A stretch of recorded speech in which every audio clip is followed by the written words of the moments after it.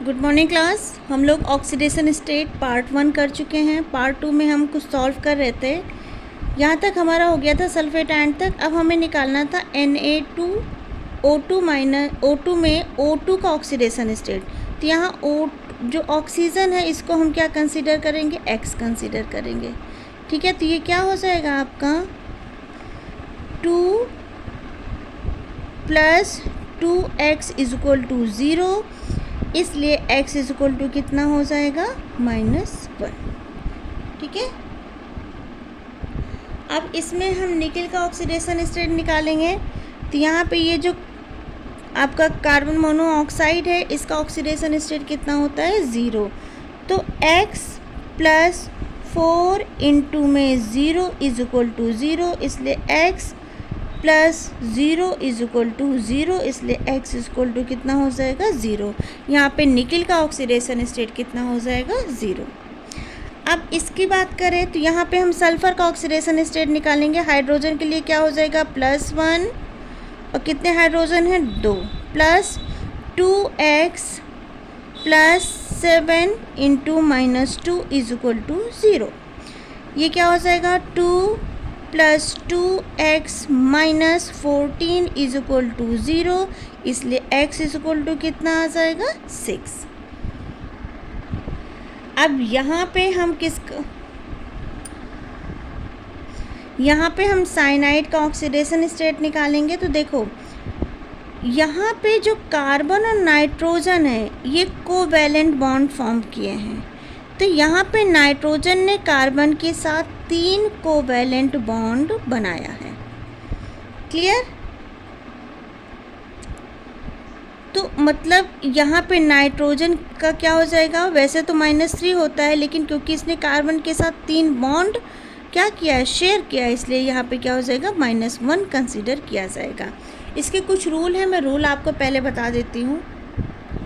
Oxidation state का मैंने बताया था कि जो एलिमेंट अपनी स्टेबिलिटी पाने के लिए जितने नंबर ऑफ़ इलेक्ट्रॉन को लूज़ करता है वही उसकी ऑक्सीडेशन स्टेट होती है, और जो जितने गेन करता है वही उसकी ऑक्सीडेशन स्टेट होती है। लूज़ करने वाला एलिमेंट पॉजिटिव चार्ज कैरी करता है, जबकि गेन करने वाला element negative oxidation state gain करता है। अब कुछ केसेस हैं, जैसे in some cases evaluation of oxidation number should be made using some other concept. कुछ अलग कॉन्सेप्ट भी हैं। Each covalent bond contribute 1 unit for oxidation state. ठीक है, अगर कोवैलेंट की बात की जाए तो हर एक बॉन्ड 1 यूनिट क्या करता है, कंट्रीब्यूट करता है किसमें, ऑक्सीडेशन नंबर में। Covalently bonded atom with less electronegativity acquire positive oxidation number, जबकि whereas other with more electronegativity acquire negative oxidation state। ठीक है, अगर 2 एटम किस कोवैलेंट बॉन्ड से अटैच्ड हैं और जिसकी इलेक्ट्रोनेगेटिविटी कम होगी उसका ऑक्सीडेशन नंबर पॉजिटिव में आएगा, और जिसकी ज़्यादा होगी उसका ऑक्सीडेशन नंबर नेगेटिव में आएगा। If however the covalent bond is between 2 similar atom, अगर कोवैलेंट बॉन्ड 2 सिमिलर एटम के बीच में फॉर्म हो रहा है तो 2 similar atom which are attached to similar species, each atom is given an oxidation number of 0। जैसे ये कार्बन है, इस कार्बन के सराउंडिंग यहाँ भी कार्बन है और यहाँ भी कार्बन है, तो इस कार्बन का जो ऑक्सीडेशन नंबर है वो क्या हो जाएगा 0। जैसे इस वाले स्पीसीज़ में देखो, इस सल्फ़र, ये जो दोनों सल्फ़र है, इन दोनों सल्फ़र के दोनों साइड में क्या है, सल्फ़र है, तो इन दोनों सल्फ़र के लिए जो ऑक्सीडेशन नंबर होगा वो क्या होगा 0 होगा। In case of coordinate bond lone pair donor has oxidation number +2 and acceptor has -2। Clear? अगर लोन पेयर है और कोऑर्डिनेट बॉन्ड बना रहा है तो उसका ऑक्सीडेशन नंबर +2 होगा, और अगर एक्सेप्टर है तो ऑक्सीडेशन नंबर उसका कितना हो जाएगा -2। If coordinate bond is directed from a more electronegative to less electronegative atom then contribution of coordinate bond for both atom is neglected. तब हम उसको क्या कर देंगे, नेगलेक्टेड कर देंगे। अब हम समझते हैं नाइट्रोजन और ऑक्सीजन का केस। जैसे अगर हम इस केस की बात करें, इस वाले केस की, तो यहाँ पे नाइट्रोजन है, नाइट्रोजन कार्बन से कोवैलेंटली जुड़ा है और कितने कोवैलेंट बॉन्ड बनाए हैं, 3 कोवैलेंट बॉन्ड बनाए हैं, मतलब हर एक बॉन्ड का कंट्रीब्यूशन है।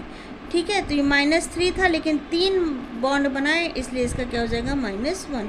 तो यहाँ से अगर हम कार्बन का ऑक्सीडेशन स्टेट निकालें तो क्या हो जाएगा, हाइड्रोजन के लिए +1 + x माइनस कितना हो जाएगा, 3, इसलिए x = कितना हो जाएगा, +2। अब यहाँ पे अगर हम कार्बन का ऑक्सीडेशन स्टेट निकालें तो देखो नाइट्रोजन और कार्बन के बीच 2 कोवैलेंट बॉन्ड है। ठीक है, तो 2 कोवैलेंट बॉन्ड यहाँ बना है नाइट्रोजन का और एक यहाँ से इसने कोवैलेंटली शेयर किया है, तो टोटल कितना हो जाएगा, -3। तो ये क्या हो जाएगा, +1 + -3 + x। ठीक है, इसलिए x = कितना हो जाएगा, 2। अब अगर इस स्पीसी में हम ऑक्सीडेशन स्टेट निकालें किसका, सल्फ़र का, तो इसका स्ट्रक्चर पहले समझते हैं। इसके स्ट्रक्चर में देखो सल्फ़र ने यहाँ 2 ऑक्सीजन से कैसे कोवैलेंटली जुड़ा हुआ है और यहाँ पे कोऑर्डिनेट बॉन्ड बनाया है। यहाँ पे ऑक्सीजन परऑक्साइड के फॉर्म में जुड़ा है, जबकि यहाँ पे क्या है, हाइड्रोजन जुड़े हुए हैं। ठीक है, तो यहाँ पे टोटल कितने हाइड्रोजन है, 2 हाइड्रोजन है और दोनों हाइड्रोजन के लिए ऑक्सीडेशन नंबर कितना है, 1। सल्फ़र का ऑक्सीडेशन हमें निकालना है, इसलिए हमने इसको x कंसीडर किया। टोटल कितने ऑक्सीजन है, 1 2 3 4 5 ऑक्सीजन में से 3 ऑक्सीजन कोवैलेंटली जुड़ा है, जबकि 2 ऑक्सीजन कैसे जुड़े हैं, कोऑर्डिनेट जुड़े हैं। तो ये जो 3 ऑक्सीजन कोवैलेंटली जुड़े हैं, इसके लिए कितना हो जाएगा, -2।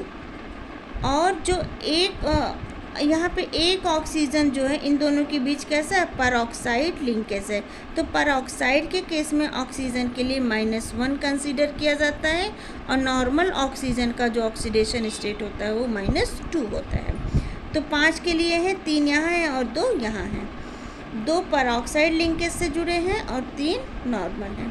तो 3 के लिए -2 और 2 के लिए -1। जब इसको हम सॉल्व करेंगे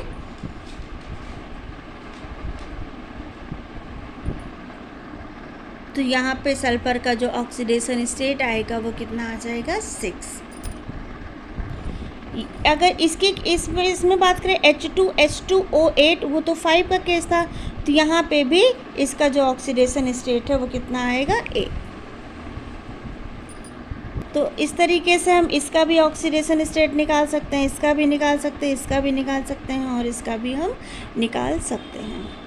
आई होप आपको समझ में आया होगा ऑक्सीडेशन स्टेट हम कैसे निकालेंगे।